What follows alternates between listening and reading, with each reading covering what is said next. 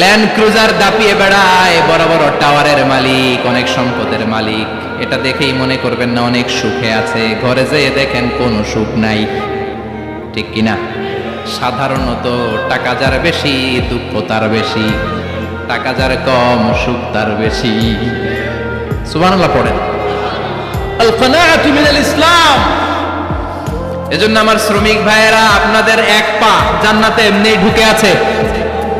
নামাজ পড়বেন, মা বাবার খেদমত করবেন, ইসলামের নিয়মগুলো মানবেন, দ্বিতীয় পাটাও জান্নাতে ঢুকায় দিবে কে? আর যারা কোটি কোটি টাকার পাহাড় বানিয়েছে, ওদের হিসাবের ফিরিস্তি অনেক বড়। বিশাল বাড়ির মালিক, ল্যান্ড ক্রুজার চালায়, সাবরোলেট চালায়, পোরশে, ফারারে, ল্যাম্বরগিনি চালায়, আছে না নাই?